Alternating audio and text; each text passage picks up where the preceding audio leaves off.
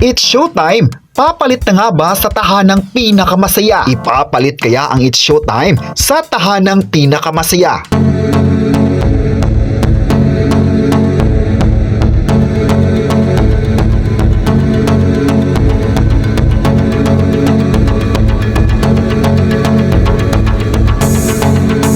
Totoo kaya ang mga naglalabasang chika na ang Kapamilya Noon Time program na It's Showtime ang papalit sa tahanang pinakamasaya?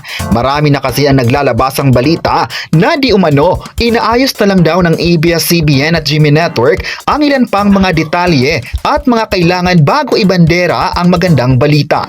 Maski ang talent manager na si OG Diaz ay kinukulit ng marami kung ang kapalit nga ba ng tahanang pinakamasaya ang It's Showtime. Matatandaan kamakailan lang nang tuluyan ng inanunsyo ng Television and Production Exponents o TAPE Incorporated ang pamamaalam ng kanilang programa sa GMA Network effective noong March 8. Dahil nga rito ay marami ang nagangad na sana ay mapunta na sa GMA 7 ang pagpapalabas ng It's Showtime, gayong wala naman ang tahanang pinakamasaya. Matatandaang ipinapalabas na ang Kapamilya Noon Time show sa GTV simula pa noong July 2023 na pagmamayari ng GMA Network. Sa latest episode ng Showbiz Update tina OG Diaz, Mama Loy at Jusa Poco ay napag-usapan nila ang mainit na chika ngayon ukol sa It's Showtime. Ayon pa ni OG Diaz, mukhang nakakasilip ng pag-asa ang netizens dahil sa mga pinahayag ni Vice Ganda.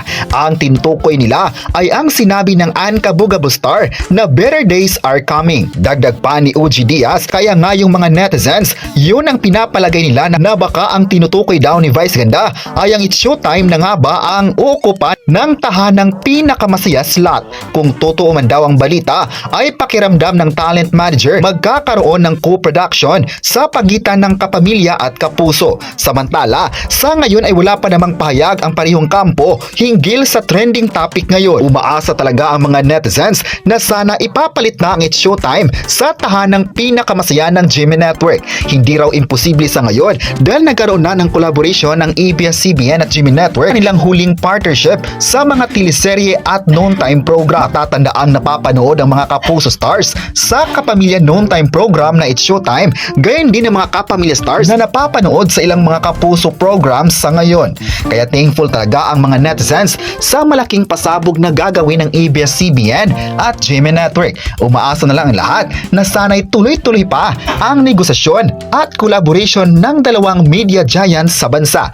Alam ng lahat na ito'y magandang oportunidad para sa mga viewers at maging sa dalawang network. Kayo, ano ang masabi nyo na tuloy na daw ang It's Showtime sa Kapuso Network? I-comment na kung masaya ka ba kung ipapalit ang It's Showtime sa tahanang pinakamasaya ngayong araw at huwag kalimutang isubscribe ang ating YouTube channel.